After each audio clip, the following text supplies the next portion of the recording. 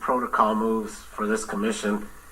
This issue came up more than a year ago.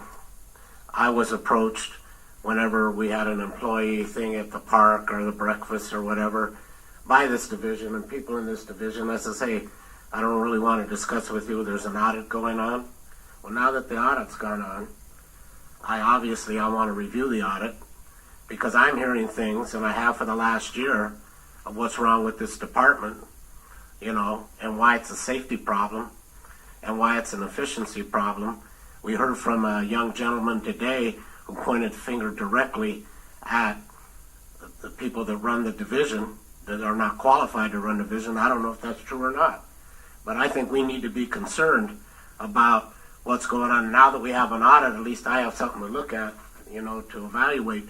So I assume what you just said is that in terms of an action plan, that this will be back on the agenda, say 2 weeks from now or a month from now. Well, I think the Doug's report was within 60 days, so it wouldn't be necessarily within 2 weeks, but a period of time. And I guess we can ask the staff who might have been presenting there at the committee how quickly we can have something, because again, it would be appropriate, I think, to get some kind of action sooner rather than later. All right, so I'm looking at it in terms of, if I read this and I have direct concerns, who do I talk to?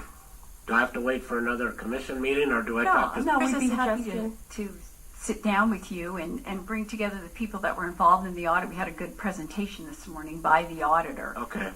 I was just going to also suggest, commissioners, maybe as a next step, similar to what we did with the real estate audit, is that we actually present it to the entire board as well, and even before the 90 days has expired, so that we can attain your input as we develop the action plan, because I think it's important for you to hear the entire audit as opposed to just maybe the one comment that was raised today.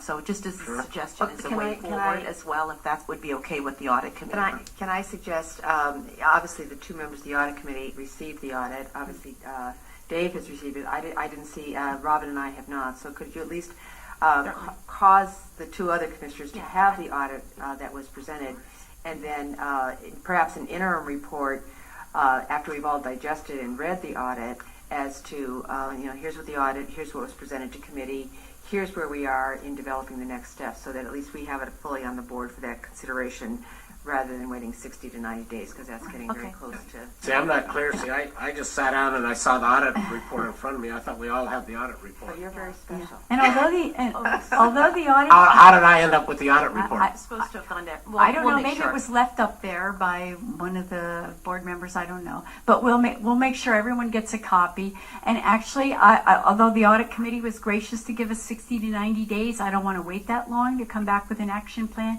But I do think it's worthwhile to hear the presentation from the consultant who did the audit, the auditor, and we should schedule that for the full board as soon as possible. I think that's good. I just say the comments that you were suggesting were all part of the audit report, and they're reflected in there. There's a lot of discussion. I don't think the auditors kind of disagree that the things you're talking about. They raise those as recommendations and things to look at.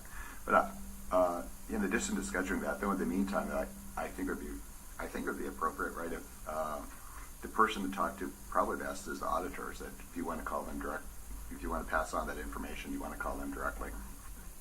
So there's no restriction on any commissioner who, having received the audit report and reading and having questions, either first talking to staff if you'd like, or perhaps getting direct access to the auditor, because they're the ones who did the report.